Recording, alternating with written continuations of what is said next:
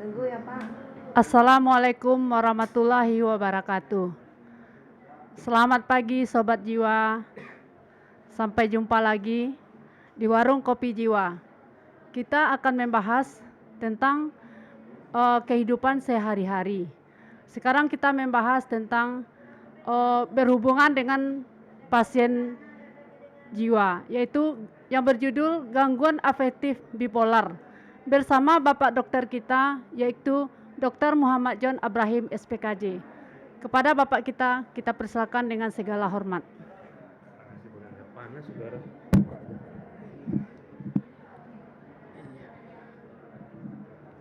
Bismillahirrahmanirrahim. Selamat kita siaran seminggu sekali ya untuk Poli Jiwa.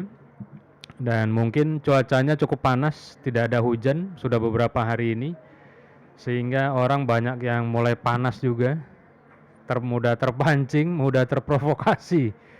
Nah, disitulah jadi memang diperlukan kadang-kadang adanya hujan, kemudian juga kadang-kadang diperlukan panas. Nah, begitu juga tentang bipolar. Bipolar itu adalah dua polar antara panas dan hujan. Nah, itulah yang mungkin akan kita dalami di dalam tema pada hari ini. Mungkin kita sesi tanya jawab saja, Bu Desi dan Bu Nel ya.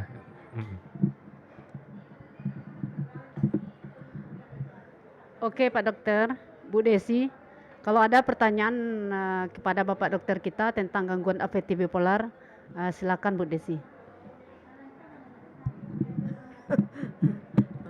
Mendadak Pak. Oke lah. Terima kasih Inel atas waktu yang diberikan untuk saya memberi pertanyaan kepada Dr. John. Yang ingin saya tanyakan tentang pasien gangguan bipolar.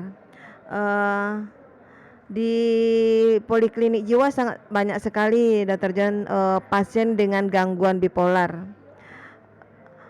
Apakah bipolar itu termasuk dari genetika? Karena kebanyakan setelah dewasa gangguan bipolar ini baru nampak Dr. John. Dan juga bagaimana bipolar ini bisa kita netralisasi untuk dalam kehidupan pasien kita menjalani kehidupannya sehari-hari. Terima kasih Dr. John. Silakan Pak Dokter. Ya, terima kasih Bu Desi ya untuk pertanyaannya. Jadi beberapa penelitian mengatakan memang segala sesuatu yang diturunkan oleh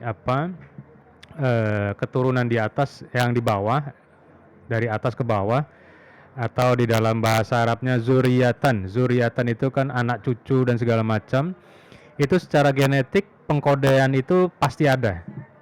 Mau gangguan diabetes, gangguan jantung, gangguan apapun, termasuk juga beberapa penelitian juga ada. Jadi faktor gangguan mental itu diturunkan ada. Termasuk juga skizofrenia juga ada. Jadi untuk persentasenya itu sudah dibawa oleh orang tua. Jadi untuk skizofrenia, apabila ada orang tuanya skizofrenia, itu sekitar 20%-an bisa diwariskan. Apalagi nanti kalau pasangannya, mamanya atau ibunya juga ada gangguan itu juga. Nah, itu yang tadinya tidak dominan menjadi dominan. Yang tadinya resesif menjadi dominan dan muncul untuk gangguan. Nah, sekarang kita tidak mempersoalkan apakah dari orang tua dan segala macam, karena ibaratnya kalau nasi sudah jadi bubur, kita tidak bisa merubah apapun. Yang bisa kita rubah adalah bagaimana kita, ada juga yang genetiknya tidak ada tetapi muncul untuk gangguan-gangguan jiwa. Nah, sekarang kita mempersiapkan diri bagaimana kita memperkuat daripada defense mechanism kita, adaptif kita terhadap lingkungan dan juga beberapa tantangan di dalam kehidupan. Karena kehidupan sekarang ini perubahannya sangat-sangat drastis. Kalau zaman dahulu orang misalnya berganti pekerjaan ya sampai pensiun dan segala macam. Kalau zaman sekarang mungkin hanya honor setahun, 2 tahun, atau kadang-kadang per 6 bulan dievaluasi lagi sama bosnya, sehingga tidak ada kepastian di dalam kehidupan ini, sehingga membuat tingkat stresor manusia menjadi lebih tinggi. Apalagi sekarang bonus demografi daripada penduduk Indonesia, yaitu kaum milenial dan generasi Z, sangat-sangat besar. Tetapi di satu sisi peluang untuk lapangan pekerjaan dan segala macam itu sangat-sangat kurang.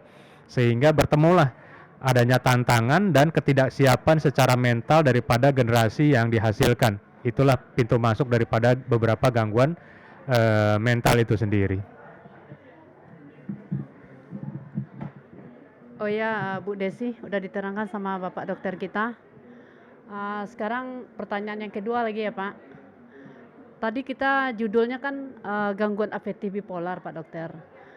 Tadi menarik sekali saya mendengarnya dari pembicaraan Pak dokter yang tentang gangguan afektif bipolar yang ada panas dan dinginnya Pak dokter. Gimana maksudnya itu Pak dokter? Ada panas, ada dingin, apa maksudnya itu Pak dokter? Nanti Bu Desi siap-siap ya. Oke, terima kasih karena kita siarannya seminggu sekali dan mudah-mudahan bisa bermanfaat. Jadi tadi bipolar itu B itu adalah 2, polar itu adalah kutub. Nah, kutubnya itu ada kutub utara dan kutub selatan ya. Jadi kutub itu istilah saja. Sebetulnya adalah kutub yang pertama adalah adanya manik. Yang kedua adalah depresi. Nah, kalau manik itu adalah dikatakan adalah the elevation of energy yang berlebih. Nah, energi berlebih itu pengejauhan tahannya beberapa hal. Satu, melalui pikiran overthinking. Jadi berpikirnya terlalu berlebihan dalam bentuk juga ide-ide. Nah, ide-ide itu kalau Pak itu ada tetangga saya idenya banyak tapi bisa dia selesaikan. Oh, itu tidak masuk di dalam gangguan bipolar. Tapi kalau ide-idenya banyak tidak ada yang selesai, itu jangan-jangan kita curigai itu. Yang kedua kemudian logore di mana dia berbicara panjang sekali seperti kereta api dari pagi sampai malam. Dia berbicara, Pak Ustadz itu kok tukang berceramah. Beda, kalau Pak Ustadz itu memang pekerjaannya. Dia kalau lagi diam aja, dia tidak ada yang itu. Tetapi kalau berceramah mungkin dia berapi-api seperti Presiden kita, Presiden Soekarno. Itu kan memang membangkitkan ya kepada semangat bangsa kita yang sedang mengalami masa-masa revolusi.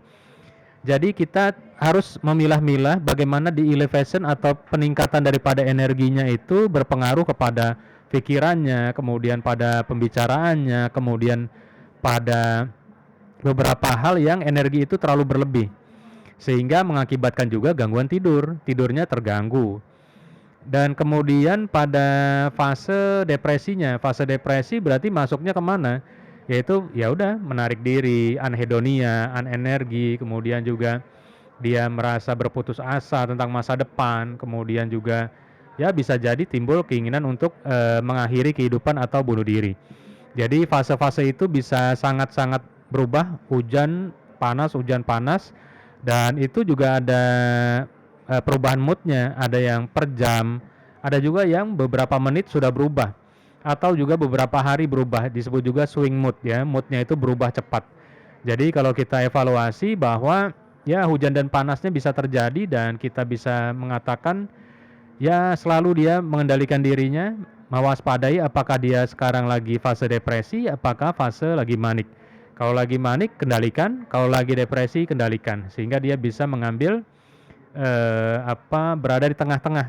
Nah, ketika berada di tengah-tengah, dia bisa malah lebih bisa bermanfaat, bisa ya beberapa artis kan juga ada yang bipolar seperti yang di luar negeri ada ya, yang komedian dan segala macam itu berkarir. Tetapi di satu sisi itu penuh resiko dan harus bisa dikendalikan. Terima kasih Pak Dokter tentang penjabarannya. Oke Bu Desi, ada lagi pertanyaan yang kedua. Oke lah. Berapa kali pertanyaannya udah terjawab? Oh, boleh sosiologi. Oh, bipolar dulu Pak. Sudah. Sampai 3 pertanyaan. Di 3 nanti sosiologi udah terjawab. Saya ingin menambahkan lagi tentang pertanyaan seputar bipolar juga udah terjawab. Bipolar ini kan bisa kelanjutan kepada skizofrenia. Dan apa yang memicu untuk bipolar menjadi skizofrenia? apa tuh coping keluarga atau coping diri yang bisa memicunya, Dr. John? Terima kasih. Ya, lanjut Dr. John untuk menjabarkan.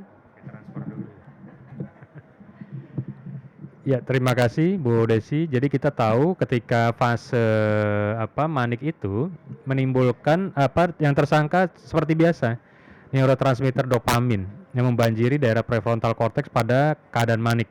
Nah, itu juga mirip dengan neurotransmitter yang terjadi pada gangguan skizofrenia. Jadi ketika maniknya itu menjadi pintu masuk kepada gangguan psikotik, nah mulailah judgment-nya terganggu, awareness-nya terganggu, insight-nya juga terganggu, sehingga timbullah untuk pintu masuk gangguan menjadi skizoafektif tipe bipolar. Nah, sekarang kita bisa memahami bahwa perkembangan itu, gangguan penyakit itu bisa cepat, bisa lambat. Ya, tadi sampaikan bisa coping mechanism yang bagus dan segala macam, bisa menjadi lambat. Tetapi di satu sisi, semua berproses. Jadi misal, orang lagi punya masalah hari ini, dia timbul namanya stres akut. Stres akut itu fasenya 3 hari. Kemudian apabila dia tidak bisa mengatasi masalah yang dia hadapi, dalam kurun waktu 2 minggu, timbullah gangguan yang disebut juga depresi. Nah, depresi ini berlanjut terus, masalah tidak selesai-selesai, kemudian masuk fase kepada gangguan penyesuaian. Nah, sekitar 3-6 bulan. Kemudian bisa juga masuk PTSD. Nah, kemudian kalau sudah melalui masa-masa itu dia tidak bisa menyelesaikan dan tidak bisa mengatasinya, itu ya kita bukan mendoakan, tetapi itu menjadi pintu masuk kepada gangguan psikotik. Psikotik atau juga skizofrenia yang untuk lebih pasnya. Jadi sekarang kita bisa mengetahui bahwa semua penyakit itu, gangguan mental itu ada tahapannya, dan tahapannya itu memang mulai dari terendah kemudian bertahap apabila dia tidak bisa melakukan coping mechanism yang pas. Jadi siapapun dia bisa mengalami gangguan, mau dia orang hebat, mau dia siapapun bisa jadi. Ataupun seorang yang memang dikenal misalnya di seorang berpangkat dan segala macam. Jadi kita pahami gangguan itu bertahap dan bisa mengena semua orang. Terima kasih Pak Dokter. Saya juga akan mengajukan pertanyaan yang kedua ya Pak Dokter tentang gangguan afektif bipolar ini. Dia Pak Dokter udah teratur berobat, udah makan obat secara rapi sesuai dengan dosis yang diberikan, sesuai berapa kalinya, pokoknya tidak ada yang melanggar satupun. Tapi tiba-tiba pasien gangguan afektif bipolar ini kembali dia ke awal lagi gitu Pak Dokter. Itu apa penyebabnya? Ya, terima kasih Bu Nel ya. Jadi kita harus mengevaluasi dua hal, yaitu dari dalam dirinya dan juga dari luar. Dari luar mungkin tantangannya lebih berat ya, misalnya ada saudaranya meninggal atau siapanya meninggal, orang yang terdekat yang menyentuh hatinya mungkin. Atau kita sebut juga catastrophic accident. Jadi ada peristiwa katastrofik yang mengguncang jiwanya. Atau juga seperti ada kemarin kan gempa Cianjur, itu kan stresor kuat. Jadi ketika itu terjadi, itu bisa jadi pintu masuk, itu faktor eksternalnya. Kalau faktor internalnya ya dari coping mechanism-nya dia, bagaimana dia apakah mature, adaptif terhadap perubahan ya. Jadi orang yang tidak siap untuk perubahan ya, dia harus siap-siap untuk mudah kaget. Nah, sekarang kagetnya boleh, tetapi kita harus punya strategi di dalam menyikapi. Jadi seperti pegas. Kalau pegas itu kan kalau semakin ditekan, lompatan ke atasnya semakin tinggi. Jadi ya kata orang, jadikanlah krisis itu sebagai peluang. Jadi jangan krisis itu sebagai pintu masuk gangguan mental. Nah, jadi kita sukalah kata-kata motivator yang mengatakan jadikan krisis sebagai peluang. Jadi jangan jadikan krisis sebagai pintu masuk gangguan mental. Seperti itu ya. Terima kasih Pak Dokter. Apakah ada penambahan pertanyaan? Apakah boleh? Kita berikan sama Bu Desi. Tentang apa lagi nih? Iya, terserah Bu Desi apa yang mau ditanyakan. Ditutup dengan seksiologi. Oke. terima kasih Nel kalau ditutup dengan seksiologi. Desi akan menanyakan tentang seksiologi kepada Dr. John, yaitu mungkin masih mengganja-ganja juga Pak tentang hubungan suami istri. Kenapa seorang laki-laki itu mencapai bisa 4 istri? Ia menanyakanlah tentang kepuasan seorang laki-laki kepada wanita gitu loh John. Apakah wanita itu tidak bisa dipuaskan, tidak bisa memuaskan laki-laki sampai dia beristri sampai 4 gitu Dokter. Terima kasih.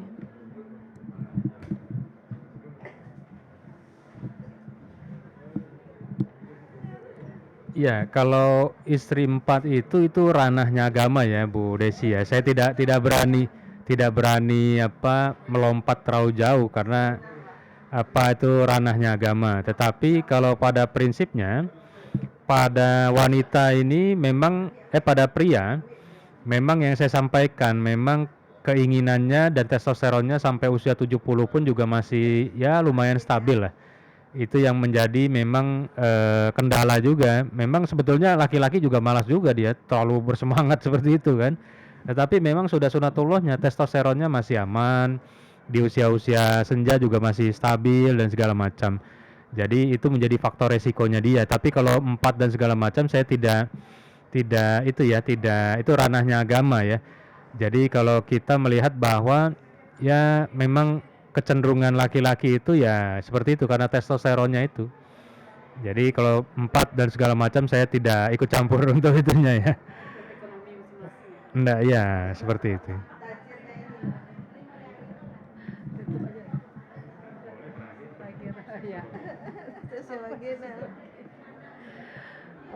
Oh ya Pak, sekarang kan tentang sosiologi. Tadi gangguan afektif bipolar. Oke lah, pasien gangguan afektif bipolar kita hubungkan dengan seksiologi. Nah, pas dia makan obat jiwa Pak, maksudnya sampai kapan mau diberhentikan? Apakah ada enggak pengaruhnya kepada hubungan seksualnya Pak? Obat-obat yang dia makan selama ini. Gimana menurut Pak Dokter? Ya, tadi saya sempat lupa bahwa pada pasien-pasien pada gangguan afektif bipolar dengan episode manik itu sebenarnya nafsu seksnya itu tinggi sekali. Ya, tinggi sekali. Jadi tidak ada batasnya. Jadi ketika kita memberikan pengobatan itu malah menekan. Jadi dari apa thoughts-nya, dari itunya, sexual drive-nya itu kita tekan dan dikendalikan. Jadi yang berlebih jadi sedang-sedang saja. Nah, jadi berarti malah kalau di stop pengobatannya bagaimana Bu Nel? Efeknya jadinya tambah meningkat, kembali lagi menjadi sangat heboh dan luar biasa. Jadi begitu ya? Ya, saya lupa. Berarti waktu dia makan obat itu ada menekan sedikit. Menekan. Jadi dia berlebih kan, kalau enggak itu berlebih. Jadi ya itulah efek. Betul. Jadi kalau tidak makan berarti ya siap-siap kalau yang laki-laki berarti menjadi pemangsa. Ya, jadi berbahaya. Oke. Iya. Terima kasih kepada Bapak Dokter kita, Dr. Muhammad John Abrahim SPKJ yang telah menjabarkan atau menjawab semua pertanyaan-pertanyaan Bu Desi dan Nel. Sekian, terima kasih Sobat Jiwa. Kalau Sobat Jiwa ingin menonton, bisa menonton di YouTube, di Instagram, dan di FB Polipsikiatri Jiwa RSUD MZen Painan. Sekian, terima kasih. Wabillahi taufiq wal hidayah. Wassalamualaikum warahmatullahi wabarakatuh. Sampai jumpa.